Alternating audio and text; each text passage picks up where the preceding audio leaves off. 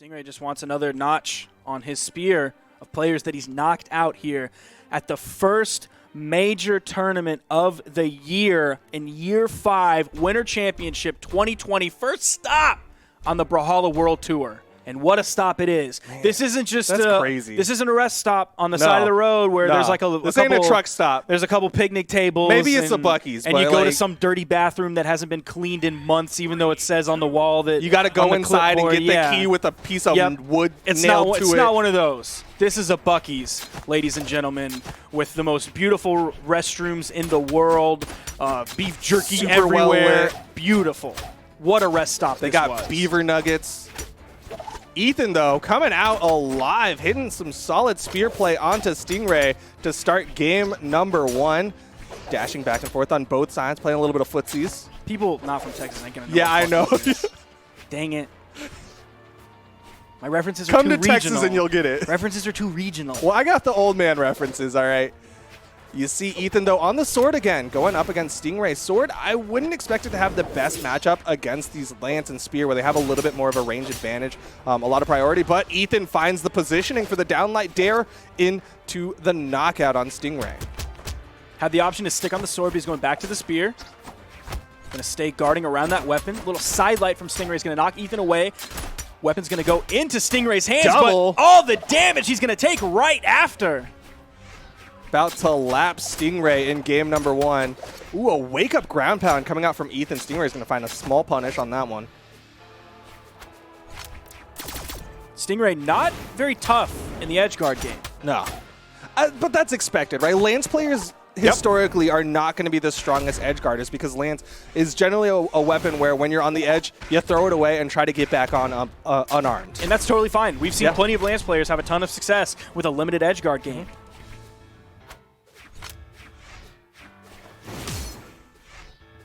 But that is going to be something that Ethan can kind of take advantage of. He knows that he can be a little bit more comfortable on that off stage, just sitting on the wall. He'll have a little bit more time to breathe, reset if he needs to.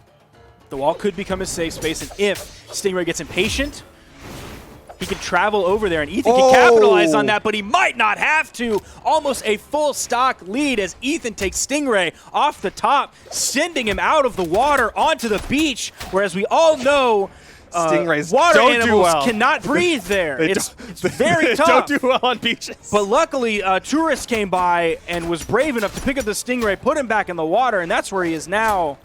But is it too late? Is Stingray going to be able to recompose himself, get that water around the gills?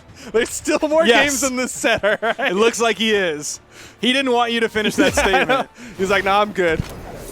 I'm gonna sting some people right now. Like you don't need to theorize. There's no speculation. Here's the answer. Oh man. Oh my gosh, he's still going. He's still going. Oh my gosh. Oh my gosh. Ethan, why did he do it? Ethan went straight into it. You see, with that signature, Stingray's feeling himself right now. Yeah. We're back in the water. Yeah, he's feeling good. But we're in shallow water. The side sig. Ethan can stand. Stingray. He's got the jumps, dodges through, so he's going to reset his jumps by touching back down to ground. But Ethan, with that weapon control, not even going to go for the denial. Instead, tries to go for the offstage. Stingray picks up the lance. Not quite enough. Ooh, the neutral light. Oh, man. Just enough. Interesting things there from Stingray. Did the neutral light as his kind of starter option there. Then he expected the initiation from Ethan, so he threw out the down light. Very small range right in front of you, just covering your... it's a back-off tool. Covering your get-off-me dude. Then when that didn't happen, he saw that Ethan was playing a little bit back, so he goes for that long-range side signature. That's going to finish it off. I love the way that Ethan is playing this matchup, though. He's doing a lot of half-jump gravity cancel downlights, which works really well against Stingray. Stingray coming over him, he'll utilize the spot dodge of the gravity cancel part, right? He'll spot dodge through it, and then he'll be inside of him to hit the gravity cancel downlight. Same thing was happening with these down tosses from Stingray, right? Ethan hits a recovery, but it doesn't knock out. Stingray down tosses, which is very characteristic of Lance players, and then Ethan spot dodges through it, then goes for a gravity cancel downlight. And most of Stingray's grounded options are going to be completely avoided by that gravity cancel downlight, either in those iframes or because he's just a little bit off the ground. He's going to be completely over it. It's a huge tool for Ethan, and it's one of the reasons why he did so well in game number 1. You're exactly right on that. I wonder the option for Stingray to deal with that could be the neutral signature, which we've It seen could him be. use really well. Like your average player would be like, well, maybe you don't try to deal with that gravity cancel light attack with a signature because you're going to be putting a ton of recovery frames. You might not use it at the right time, but Stingray is the person who can use it at the He right knows time. that neutral signature. Jersey and Ethan again going in with that gravity cancel. Down light gets the side air as the follow-up. Tries to hit a side signature, but Stingray finds his way back onto the stage. Neutral light coming out, weapon toss. Try to continue it. You saw the spot dodge come out from Ethan. He was expecting a response from Stingray. Was trying to see if Stingray was going to just react out of it. Ethan definitely Punish. getting the better. Oh, Nice man! catch. Oh, didn't bounce enough. That was so close.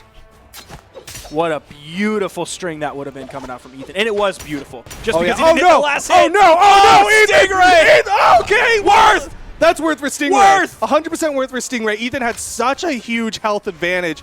That is 1,000% worth for Stingray. Stingray trying to get the read with Ethan dodging back towards the stage, trying to pick up with the down air. Man, that consistent spear damage that Ethan has been able to get. There's the D-Light again. Nice. D-Light, backdash D-Light. Great read from Stingray, knowing Ethan was going to dash forward after the first down light. Stingray now in the lead. He's in the orange while Ethan's in the red. Sword now in Ethan's hands. But Stingray gets behind him for the neutral light. Side air sends Ethan off. He's going to fast fall below the weapon toss. Yeah, using that fast fall was a great option, so he didn't have to burn his in-air dodge. Oh, iframes. Not enough to get through the down signature. And that's like the perfect reason to use that move, because with a dodge, you might not know exactly where they're going to end up. So you cover both sides. Just cover all around you. You have a ton of active frames on it. Ooh. Went for the immediate pickup neutral signature, but Stingray able to avoid it. Downlight side air sends Stingray into the KO box on the left side, and it's going to be one stock each for game number 2. Ethan with the weapon advantage, but Ethan's going to go towards the edge of the stage. Stinger going back towards the middle. That's where the weapon spawn is. It's now Spear v Spear. You see the side light. Stingray is going to back up, throw his weapon away. Spawn coming in. Being careful on how he approaches back to the weapon spawn. Yeah, not going straight for it. Instead, really taking his time, trying to make sure that he can pick it up safely. Good dodge from Ethan to avoid the neutral air. Ooh, a lot of damage on that. Small punish. Downlight, side air. That's really close to the edge. Still not quite enough. Oh, the down air. He tried to throw it straight I down, think that's but exactly the what he wanted to platform do. D-Light side air. avoided. Oh, the pogo. A win here for Stingray would be massive. It would put him into guaranteed, well, one game away from guaranteed top 2. That would Oh, be putting no! him- Oh, there's the side light into the recovery from Stingray. He's up 2-0 in this set against Ethan. He has to be feeling so good in this spot. And again, Ethan putting out more damage than Stingray. Stingray's kill efficiency is really good. on point. It's really good. 509. What's that divided by 3? 541. Oh, I don't know. You're usually It's like the math one. wizard in this It's like one. 165-ish. 165-ish per stock. That's insane. I love how excited you are for an approximate number. Yeah. Like roughly 165? Well, it is. 3 times 165 is 495. So it's close. Okay. That's really That's really good. That's really good. That's really 165. freaking Again, good. As we said earlier, 150 is like optimum. That's when you proc right. That's like ideal is 150, Yeah. like in a perfect world. But 160 is really good.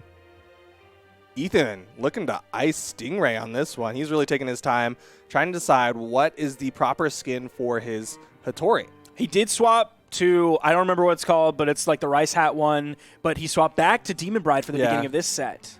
I know Demon Bride's like the one that he usually rocks. Yeah. But I'm like 90% sure he has every skin. I know he doesn't really do Kill Thrill.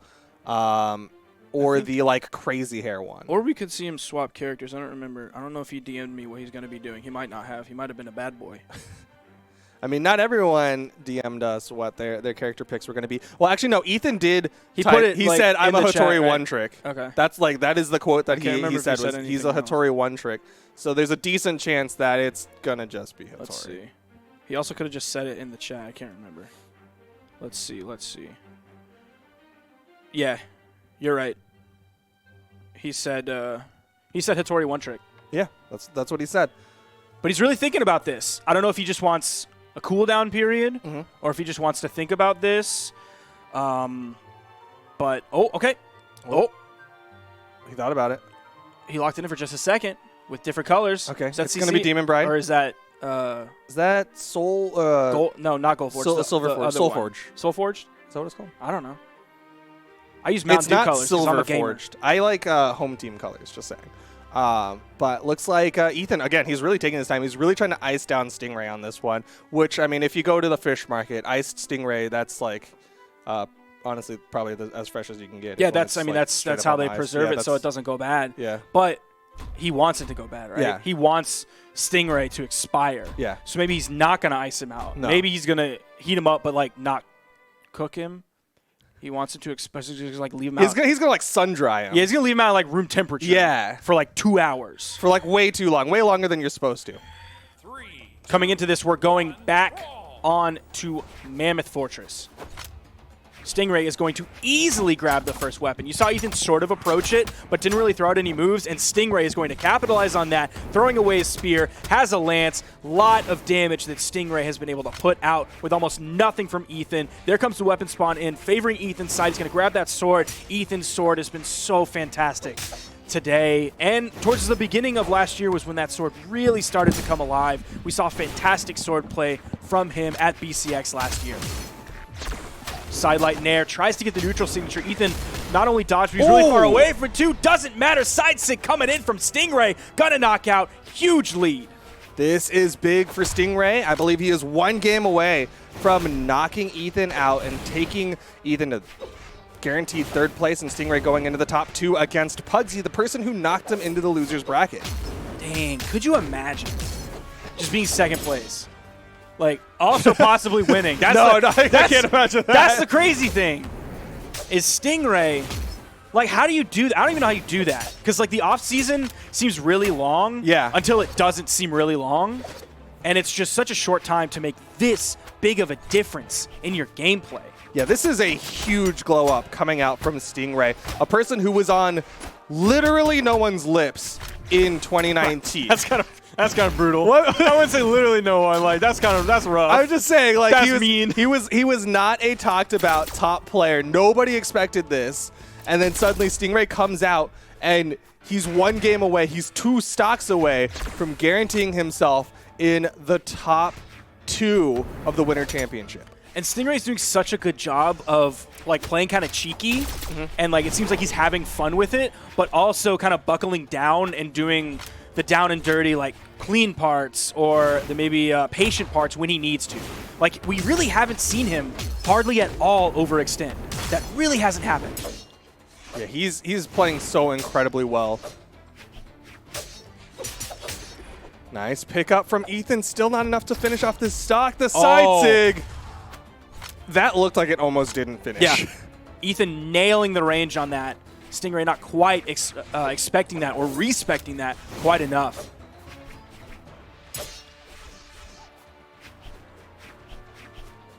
Ooh. Oh, man. A lot of dashing coming out from Stingray. A lot of time with very few moves coming out. Like, that was probably 6 or 7 seconds with no moves. We're kind of seeing it again as well. He's really trying to force Ethan to make that approach and get punished by the backdash. Stingray really looking like the 3-0 is extremely possible. Oh, that hit!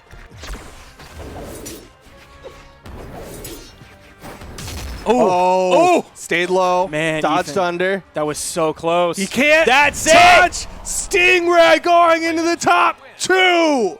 Knocking Ethan out. Ethan's going to be going home a third place finish in the Winter Championship, which is still amazing for Ethan. That's fantastic. But Stingray, the new kid on the block, the up-and-comer, going to go into the grand finals of a Winter Championship. Like, Ethan doesn't top 3 on the reg. He has top 3 He top placements. eights. Yeah, like we usually see him around like 5 to 7th, which again, fantastic. And getting 3rd here, fantastic. That's a great way to kick off this esports year on the Brawlhalla World Tour, but an even better way to kick off. Stingray